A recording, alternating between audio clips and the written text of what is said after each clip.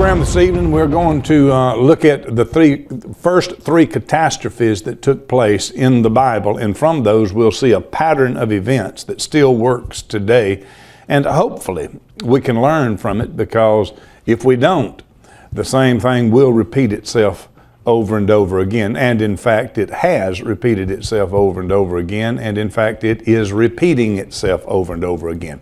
The first three catastrophes that took place in the Bible dealt, first of all, with, of course, Adam and Eve. You know the story very well. God had built and prepared a home for Adam and Eve, our first parents. God had made a mansion, prepared a home that you and I could not even imagine. Everything you would ever need, everything you could ever imagine that you would need. The climate absolutely perfect, the ground absolutely perfect. You're talking about mansions of mansions. God created a home for mankind. God built it from the ground up. God put man in it. God gave man a home that was second to none. Somebody said, I don't understand. I didn't think that God was a welfare God. I didn't think God gave people things and without responsibilities. Well, God is a giver, and the laws of life and giving and receiving are based upon that, just giving. The Bible says, give, and it shall be given unto you. Pressed down, shaken together, running over, shall men give unto your bosoms. It is giving that motivates other people to give to you. Business is productive and prosperous because they are providing something to give to you, and in return you give back to them the wage that they put on, the price that they put on it. They're providing for you and you're providing for them. It's how the universe works. God is a giver. But you must understand that giving is not what spoils a child or a people. Giving is not what destroys them, having things give to them. What destroys is to give with no responsibility to take care of what's been given. You see, it's not wrong to give and to give greatly to your children. That alone is not the spoiling factor, that you give so much to your children. People has thought they gave them everything they wanted and that spoiled them. That is not what spoils them. What spoils children, what spoils us all, is to be given to and no responsibility added to it. If you give a child a mini bike for Christmas, you've not spoiled the child by giving him the mini bike. You have spoiled the child by giving him the mini bike and then placing no responsibility on that mini bike or on him to keep it, to use it, and to take care of it. That's where being spoiled comes in, is where there is no responsibility given whenever you give someone something. You give him a mini bike, you need to tell him straight off, I'm not going to put the gas in it and I'm not going to fix it for you. It's your responsibility now. I've given you a gift that you wanted and that you loved. Now you will put the gas in it, you will fix the tires, you will take care of it. And if you don't, then your mini bike will sit in the garage and it will not be used. You see, as long as responsibility is given to take care of what we have give them, you will never spoil them. You actually teach them responsibility by giving to them, then requiring them to take care of what was given to them. For if they are required to take care of what is given to them, they may not want the next thing that you offer to give them. That's responsibility, because they then learn, yes, if I get this, I have to take care of it. Everybody wants the pretty little puppy whenever they see the puppy. Everybody loves puppies and the children wants the puppies. But you get the puppies and then you are the one that has to train them, take care of them, clean up after them, while the children get to do nothing but play with them. Yes, I will give you the puppy, nothing wrong with that. But you also will be the one to bear the responsibility of cleaning up after the puppy, taking care of the puppy, and training the puppy. You see. So giving is not what spoils. Giving with no responsibility, that is what does the damage. So God is a giver. God has given us salvation. Once He gives it to us, it is our responsibility to keep it, to continue in His Word. It is our responsibility. God is a giver. God will give to us, and God will give to us great things. But God will never give anything to us that He does not require a responsibility on our part to take care of what He gave us. We're talking about the first three catastrophes that took place and how they are linked with all of life and society and our living. The first one was that a home was given unto mankind. You have to understand it. God built it. God produced it. God gave it. Adam did not build one thing in it. Adam didn't sow one thing in it. Adam didn't do anything for this beautiful home of which God, perfect home, perfect atmosphere, perfect climate, perfect ground, perfect everything. Adam didn't do one thing to build or construct it. It was built and Adam was put in it, and God said, "This is yours, I'm giving it to you." But along with it now comes your responsibility now to take care of it. And here are the rules and the guidelines. I've given you everything in the garden except one tree. Of that one tree, do not fool with it. Do not eat from its fruit. If you do, in the day that you do it, you will surely die. There's something about human nature that wants what it's not supposed to have. Though it can be blessed with fields of blessing, the only thing that keeps catching our attention is the one thing that has the word no written on it. Very strange indeed. We do cut our own throats, and we do it regularly, and some people do it all the time. Nonetheless, here's a beautiful home given to man. Man's got it. Man didn't do anything to get it. God put him in it. God said, "Okay, it's yours now. Take care of it." And man failed. Man did that which God told him not to do, lost his spiritual life, now would lose his physical life as well. And then the Bible says these words. The Bible says that God drove man out of the garden. Now that's harsh language and strong language. God drove him out. Now that means that the man didn't want to go. Again, perfect keeping with human nature as we know it. We violate the rules, and then we hesitate whenever it comes to the paying the consequences of the things that we've done wrong. But God, where He is a loving God, understands that the principle of love can only be maintained by correction. So God corrected man, and we could find and learn a lesson from this ourselves, that whenever the time comes to issue out the punishment for those who did not do what was required of them to do based upon what we gave them, there must be the harshest penalties paid if it is called for. God said, "You're going to have to leave this home." And mankind didn't want to go. And so the Bible says God drove him out. Man was evicted, put out of his first home, a catastrophe. Now he's in a world of thorns and thistles, where he was in a world of paradise. Now he's in a world where he's tilling the soil himself by the sweat of his brow. Cataclysmic event, for sure. Man lost his home. Man lost the home. And when you lose your home, the place of which you live becomes a house. And there is a major difference between a house and a home. We'll talk about that. The second catastrophe was, we find next, that Cain, the Bible says, slew his brother Abel, killed him. It was because of envy, but it's what the home that now just become a house produced.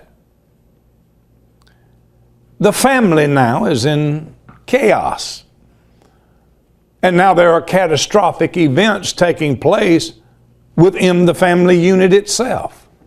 Because you see, a family is only going to be a family when the families are raised together, lives together in a home. Families cease to function as is provable facts here and today statistically when the home becomes a house. So what we've seen so far is we've seen the first catastrophic event take place in the world was man lost his home and now had to settle for a house. The second one was that what come out of that house now was dysfunctional. The third catastrophic event that we find taking place in the Bible, we find it in Genesis chapter 6, and that is the days of Noah. The Bible says here that mankind had reached a point that his mind, his thoughts, was evil continually. Now, I've shared with you in times past that the brain sends out signals and receives signals exactly like a radio station does. And whenever the whole world, all that occupy it and live in it, are sending out signals of corruption, of death, of destruction, those vibes begin to destroy the atmosphere and everything the world is made of. The Bible says that it grieved God at his heart that he made man. Have you ever reached a place that you was truly sorry that you ever even helped someone? Most of us has.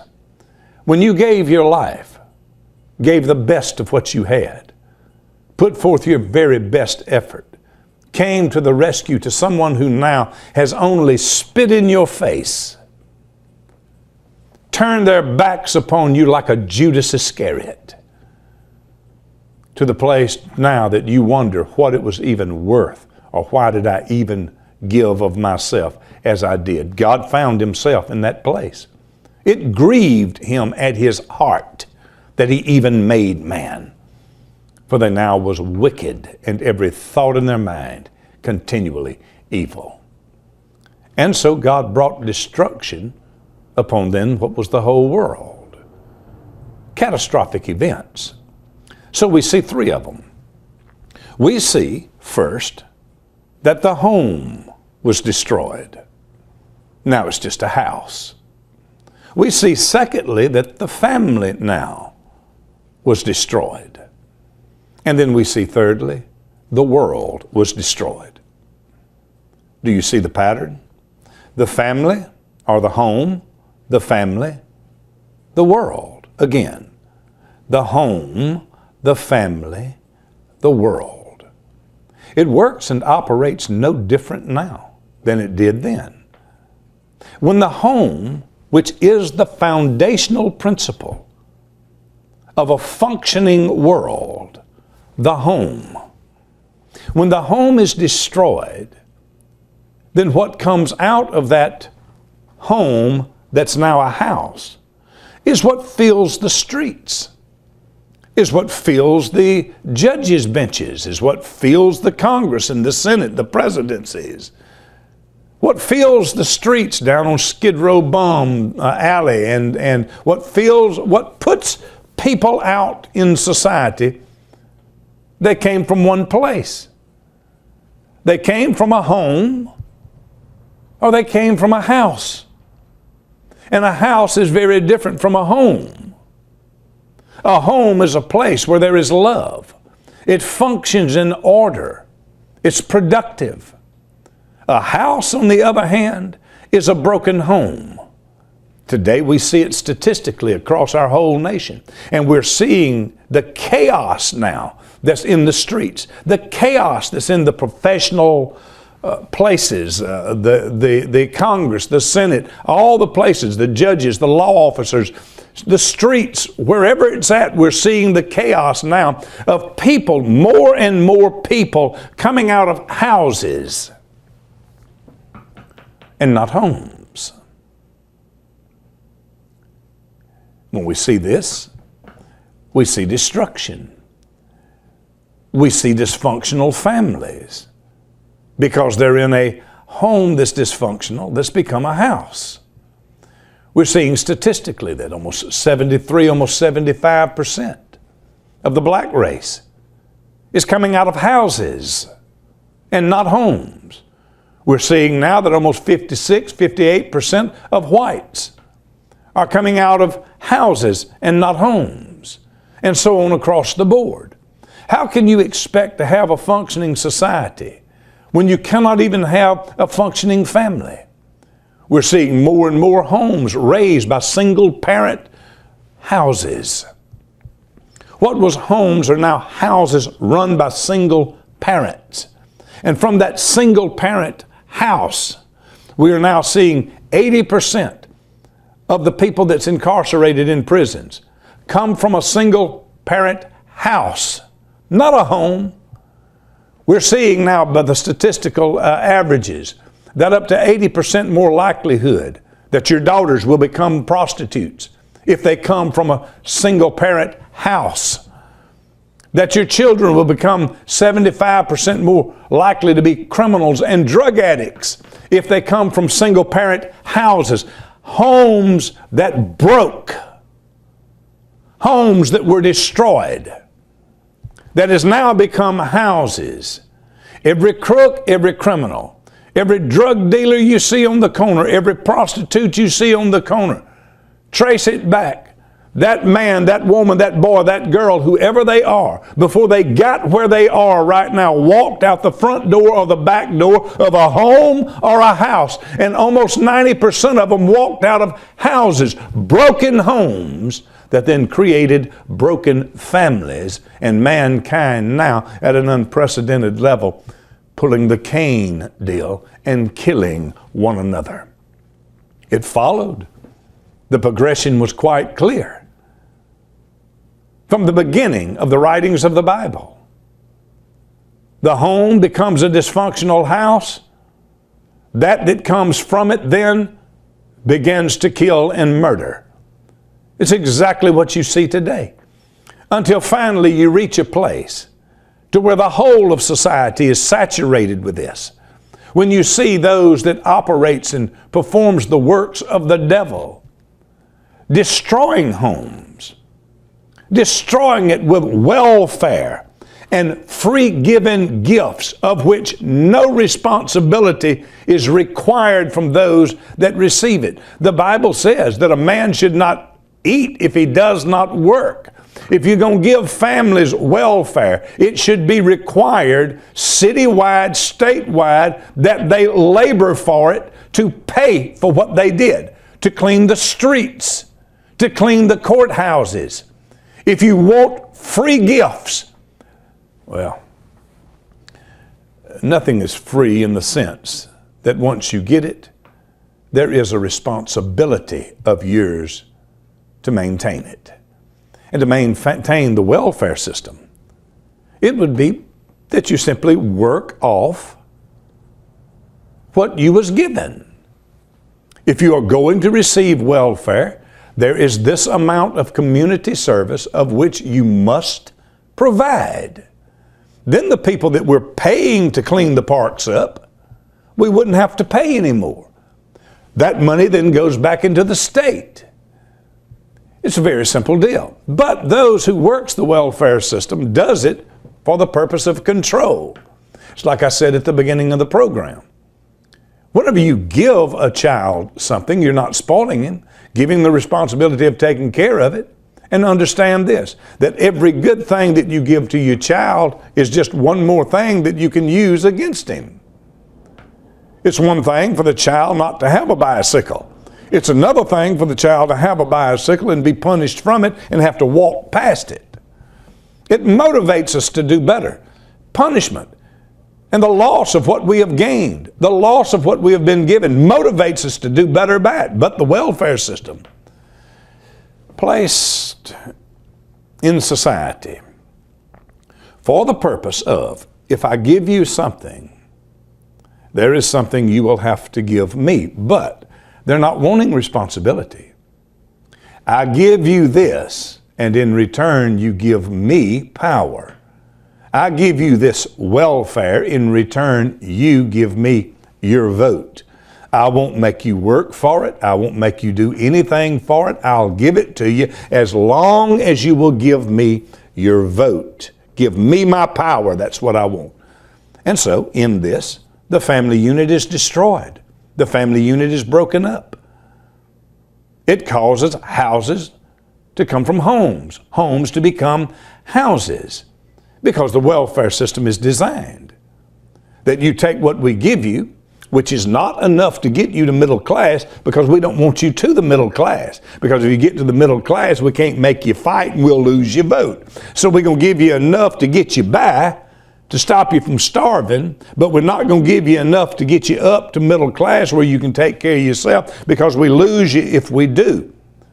So we're going to give you this, but if you get married, we're going to take it from you. If you get a better job, we're going to take it from you. We're going to take it from you so you cannot better yourself. We're going to require from you our vote so that we can keep giving you the free cheese, guarantee that you're not going to be married, guarantee that you can't have a functional family, because a functional family in homes produces children who's capable and able of providing for themselves. Keep you in houses with this free cheese, and you keep us in power where we've got the caviar and the Lincoln Continentals and the flights across the world. It's crazy. It's crazy. But it is designed to destroy. So, once again, you see in perfect order the collapse of the world. The world collapsed. The world come under worldwide judgment in Genesis chapter 6. The world was destroyed in the days of Noah. Where did it start? It started from the disobedience in the Garden of Eden, of the denial of the personal responsibility. After that you had been given a home, man turned his home into shambles, made a house out of his home. Then from that house, a dysfunctional family came forth and began to kill one another. And then society, with these dysfunctional members of this dysfunctional house, now became the ruling class, the predominant ones of the world. And what they brought out of their houses, not homes, they now inflicted upon society, which then destroyed the world of which they lived. You see, the Bible is the answer. The Bible is the book, the plan, the owner's manual. If we look at it, we see everything we need to see. There is nothing going to operate. There is nothing in this world or on this planet that is going to function properly once the home is destroyed. Once it becomes a house, it will always produce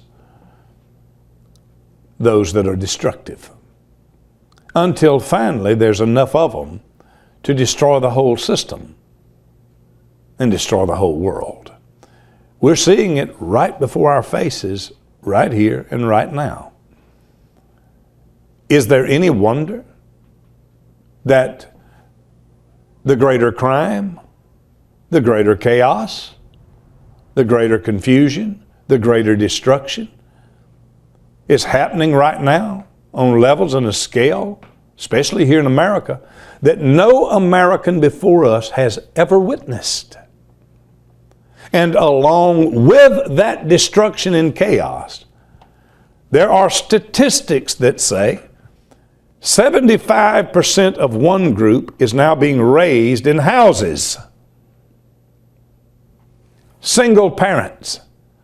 56% of another group being raised in houses, not homes. Single parents. And all of a sudden, killing, murder, thievery, lying, and destruction. It's just about all we know. You mess up the home, you mess up the family. You mess up the family, and you have destroyed society.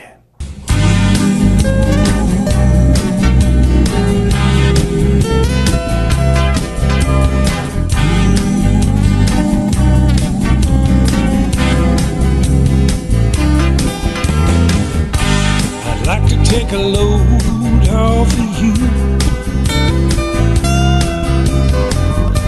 Just put it on my back and I'll carry it too. You look like you could use a day or two. Get yourself some rest now, and while you do, I'll carry that load for you.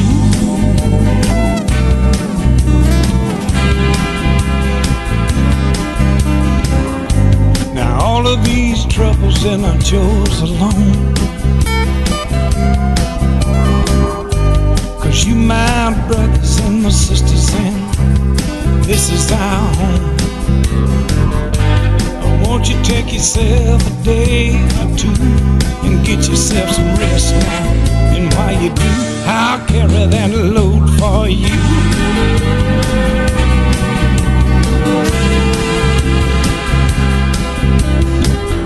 Oh, that's the way it should be. I help you and you help me.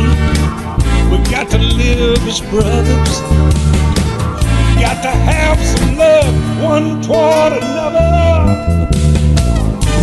I'd like to take a load off of you. Just put it on my back and I'll carry it too. You look like you could use a day or two. Get yourself some rest now, and while you do, I'll carry that load for you.